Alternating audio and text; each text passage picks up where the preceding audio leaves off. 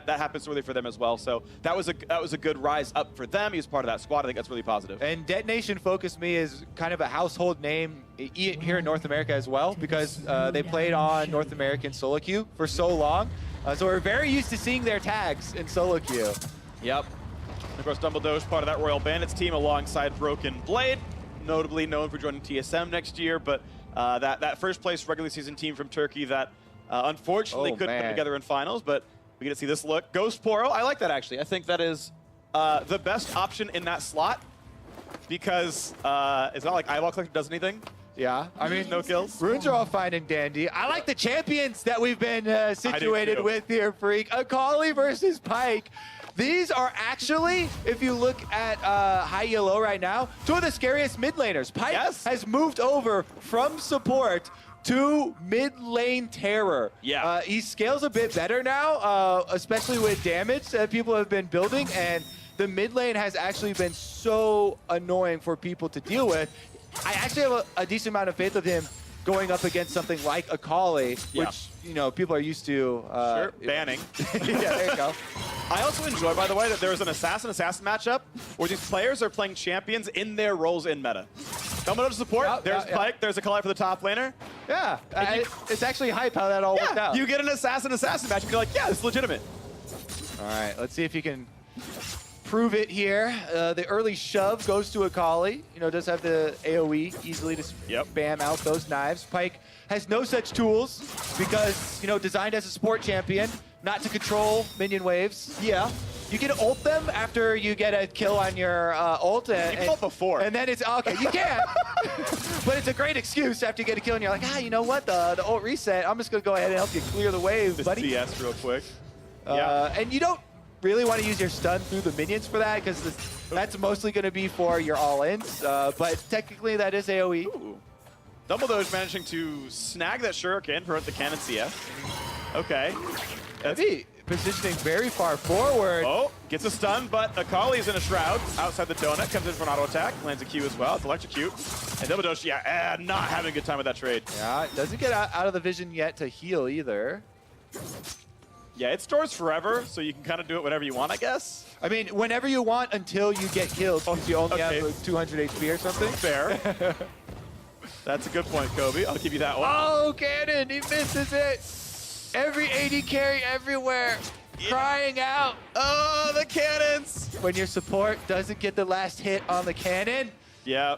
I'm glad Pyke goes coin normally, though. It means I don't have to worry about that. I get them all myself. Okay, another big trade. This is going to be some good damage. Good stun. Turns on Aftershock, but the Doge will need to eventually turn that gray health into real HP. Press W, gets it. Okay. Slip out right now. Yeah. All right, not too bad. Maybe he moves back into the minions.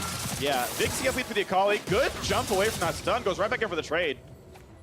Yeah, that was both halves of E and an auto attack empowered. Out of energy, though. So Dumbledoge does have control of the minion wave. He's trying to climb back into it, but again, the early CS lead established so decisively once again that for the remainder of the game, it's probably going to be Evie calling the shots and Dumbledoge trying to make those aggressive plays to look for a kill. Yeah, and not only did the CS go really well, the actual sort of harassed it as well. Evie only burned one health potion, what he bought with a Doran shield, and somebody was burned through all three he bought with that longsword, so definitely a lot more damage was dealt as well. Health really picked up is nice. It keeps the mana pool topped off, but yeah, certainly. Oh, that's actually really big. Okay, no stun though. Yeah, nice little tumble there from Evie to get out of the stun range. But yeah, 32 to 17 in CS. This is not going away from Evie for a while.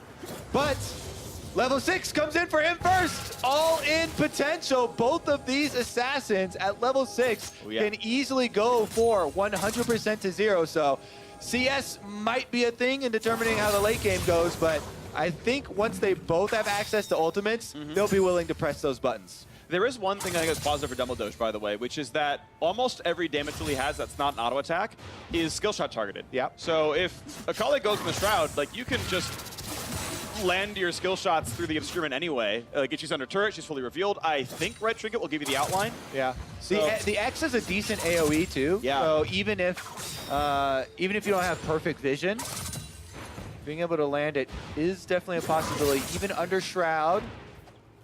All right, Shroud does come out. Maybe Yep. Dumbledoge.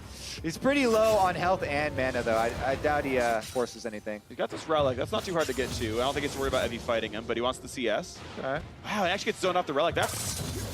Yeah, I could have got the relic and dropped one CS. I think it would have been worth it. If you could get it an easy E. Oh! No, not quite the pull. Ooh. Yeah. I mean, that was a really risky stop right there. Yeah, that would have forced Evie W pulls it ult. off, though. Yeah, that would have forced W and ult out of the Akali. All right. Well, 47-25 is certainly not going to be close in CS. We know that for sure. The ult can also be used to dodge there for Pyke with a little bit of a jump. But Yeah, not much he's going to be able to dodge. he's running out of options. Down to 54 CS here, so still looking at about 10 to 11 minutes for this game to close out on CS. He did get enough money for Hex Drinker. That's big. So that is one of the best all-in items you can purchase here for Howling Abyss, given a limited income. Of course, Akali getting the gun, or the half the gun blade, gets the Bilgewater Cutlass. So the on-demand slow is not bad. That can definitely help. Since it's hard to land the slow on the Q, you have to like get your distance just right. Yeah, it's really hard to pin Pyke down, even with something like a That's true. Bilgewater slow. So I still feel like Dumbledoge is the one that gets the pick when the all-in happens. And Evie's just going to try and react to what comes out from the Pyke here. See if the flashes come into play, because both of them do have the possibility. Okay, possible stun. Does actually land it, and he knows he did because of the aftershock triggering. Shockwave Gets some damage AoE. here. This could be really good. This might be enough damage, Ignite honestly. goes down! Nice spots, but yeah, that's a good kiting away. The E gets out. Knows he was not in ult's execute range. And this Akali's going to have some sustain. Has enough energy now that the Q heals, so that's about 80. Yep, lifesteal autos. Yeah. And that trade has not a lot of extra value now. Okay. Demolish is an interesting little wrinkle here, though. And that's Do you think it's possible? Yeah, that was a lot of damage. It's possible to try and push a turret down with Demolish, even if you're this far down in CS. I think if you're allowed to play your plan, I think you get turret before CS. But Dumbledoge has to keep lane control. It's pretty insane. It's almost 70 CS already for Evie. Yeah. Yeah, so you have 5 waves if it's perfect CS. Which actually that's probably not enough time, but it won't be perfect CS. So you get like maybe 7. Yeah, it's gonna be close. Also, the level advantage is huge. It's different for every champion, but if you equate the gold value to just the stats that you get for leveling up, it's around 500. Yeah. A little bit more for most champions, actually, that use mana and something like that. Yeah, Pyke has really high per level defensive stats because he can't turn health into health. Okay, Oh, here we go. Again, does not get the stun though. It's a lot of space given up there, and Evie, yeah, in control, puts Dumbledoge to the half. He goes for the first half of the ult, he can get a kill. Does he risk it? Hex Drinker is popped. He's gonna heal back up. Ooh, that's big damage. He might get the kill. The ult is not enough. Evie takes him down. Gets the CS lead early, also finishes with the kill. And Evie, doing it for Japan, is gonna move on in the 1v1 tournament. All right, beautiful stuff right there. Yeah, the Akali definitely was in control the whole time. Made it look pretty good. Had the better performance here. I appreciate the assassin-assassin matchup. That pullback, but just too low. Yeah, ult wasn't going to be enough ever. Yeah, too much small advantages built up to really get an outplay there at the end. All right, well, there's the handshake when we've got one final matchup in the first round of the 1v1.